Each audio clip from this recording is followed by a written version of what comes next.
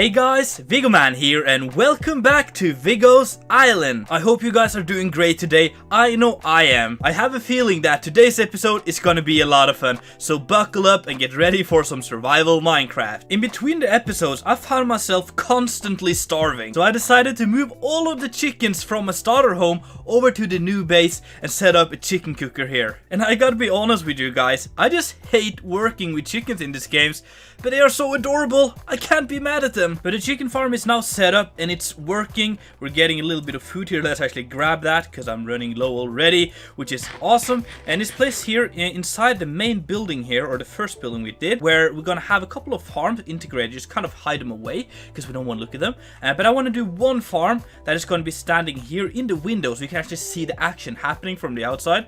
It's going to be pretty awesome, and I think I'm going to do that in today's episode if I do get the time. The area of focus for today's episode is going to be the area in front of us, which is the dugout hole here, which looks awful so far. We're going to be working on continuing the design around this entire area here, and then work on the plaza down below. And I just planted these trees here because I do need a lot of birch eventually, and it looks so cool, so I might even try to replicate this somehow in the final design of this place. So what I want to do is actually to replicate this design we got going here with these arches, and then the fade from oak through sandstone up to diorite and calcite and stone and all that kind of stuff. This really cool gradient. I want to replicate this exact design for the first floor here on this side here, and then the one over there as well. And then we're going to do something quite different on the final back wall here. But before we start building here, we need to get an overview if you have enough materials, which I'm pretty sure we don't. But the best way of doing that right now is actually just kind of looking at the different chests. There's no system here whatsoever, so what I want to do is just move the items from there into the newly built storage system, and that way we'll have a better idea of what resources we already have and what we need to gather before we start building. It looks like we have a company. Hello people, what are you doing here in my base? I really don't want you here. Oh, it's up in the tree. Hello. Do I kill these people or do I just leave them alone? I'm not really sure. I think we're killing them. Just go straight ahead. Oh, look at my powerful bow. That's amazing. Just don't want to get the bad omen, right? And the last dude. Thank you. And then you. What do I do with you? Maybe I capture you. Not my best idea, but we got him captured. He can still kind of shoot me from here.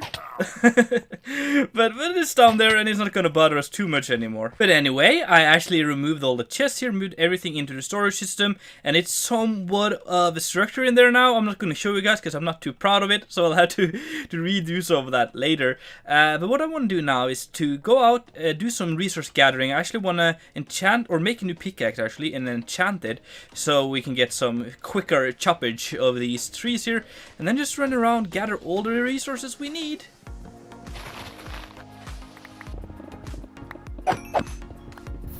And we have all the blocks we need, I hope. I really hope this is enough, because yeah, this is quite a bit. I've laid out a couple of blocks to help me here, which are kind of like guiding blocks for where I want these columns to go, and I'm ready to start building.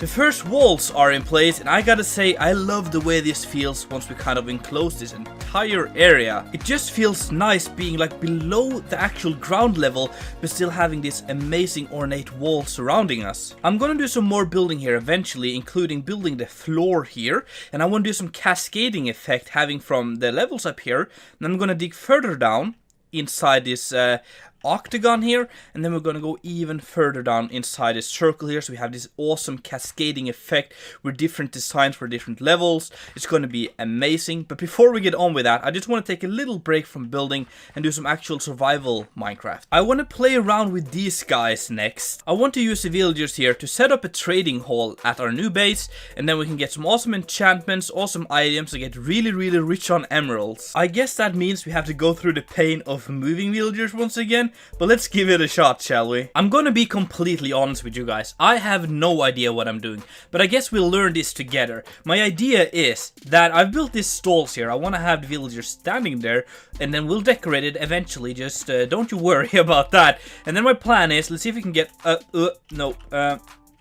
there we go, up here. So I made this rail which connects to the farm, and then we can bring them over here, and we'll take one at a time, then lock him in here, and then cover it up, and then kind of remove the rails, and then enter the next one, and so on until we have filled most of these. I don't think I have enough already, but we'll turn the farm back on. Oh, hello. And turn it back on, and then eventually fill up all of this. So let's get some villagers and give this a try, shall we? So I'm gonna give this a shot and see if we can move one of the villagers over and see if everything works as planned. Let's put that there. We have one. Let's follow him. Let's race him through the jungle here. And perfect. Okay, let's cover that up with you, and then I'm gonna go in back here and then remove. No. Oh yeah, go back. No. Why did I do that? I'm not really sure why that didn't work, why I almost killed the dude. But I guess I'm not gonna be using my sword the next time. So now we're just gonna push him down here, and then try again using, let's say, a pickaxe to break the minecart. So just go ahead, don't be shy. Come on. There we go. And now we'll try again, and we'll use... Why do you escape? I don't understand. Why? I don't understand. This is so tricky. Excuse me.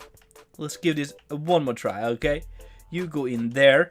I'm gonna break the rail below you. There we go.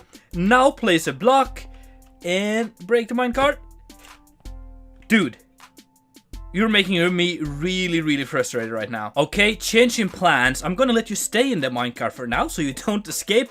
And since you're being so rude and running away, you'll have to sit in that for the rest of your life, okay? So it wasn't working perfectly, but I think if we just let him stay in the minecart, I think it should work.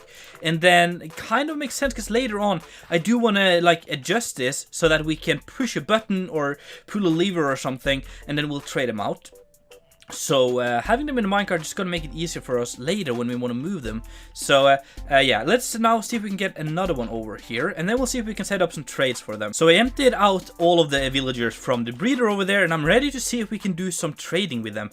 And as I mentioned, I really don't understand the trading mechanics of villagers. I don't understand anything regarding villagers, in fact. I guess the best thing for me now is just to play around with it, and we can always change all of them out eventually if we're not happy with what they offer us. So I've been playing with these people here for a little while. That sounds really wrong, but you know what I mean. And one of these dudes here, one of the librarians, has actually come here with mending for 36 emeralds. I think that's really expensive. There's no way I can afford that right now, but he's locked. I've traded paper with him, so he shouldn't refresh. I really hope so, because mending is gonna be awesome. And while I was waiting for these people here to refresh and update their trades and stuff, I started playing with the design for this place here, and that's what I want to do next. I want to finish off a little bit of a roof or wall design thingy around here to enclose the villagers and make it all pretty and stuff. Something simple like this. And with the villagers in place, in their stalls, ready to trade with me, I want to get back to the actual building for today. So let's start replacing the ground here, start digging down and fill in the plaza or the floor for the main part of the base here.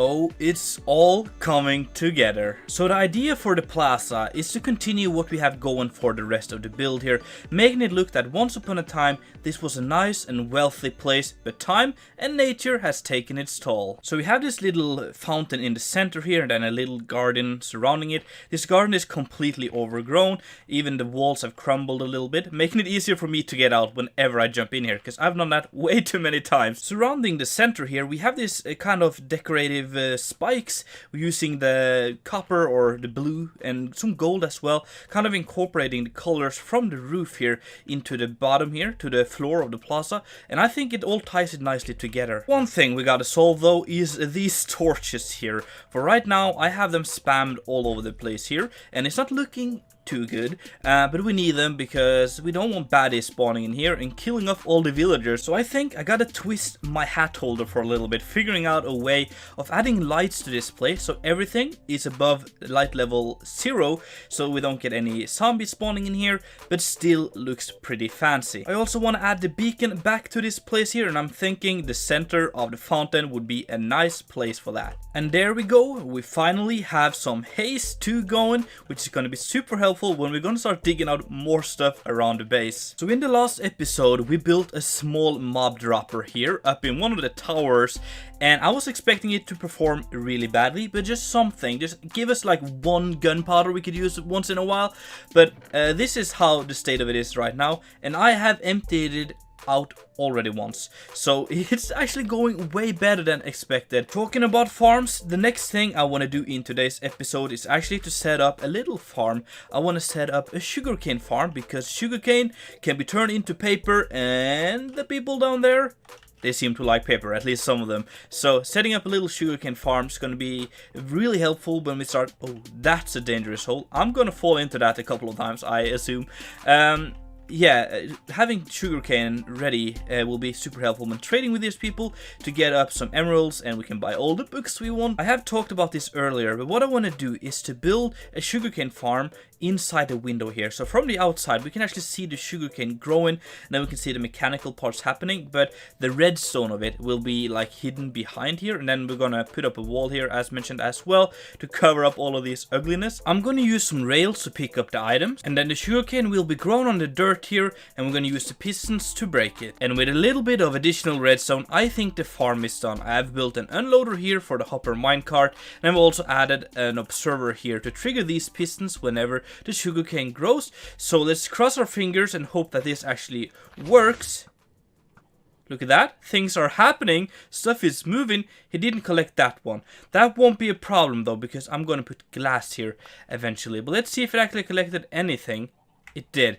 Okay, that's really cool. So it actually collects stuff and it looks like it's working. So let's cover it up with some blocks. That actually turned out so much better than I was expecting. And I'm digging the way this kind of fills the window. And I'm gonna just love running around here, seeing this machine fire up and giving me some of that delicious sugarcane. Is sugarcane delicious? Like sugar is delicious, but sugarcane? I've never tasted it. Anyone know? Please tell me. And with that sugarcane farm in place, I think it's about time to end today's episode. Thanks so much for watching, guys. I really do hope that you enjoyed. If so, make sure to smack that like button. And if you haven't done already, make sure to subscribe. It's been Viggoman, and I'm out.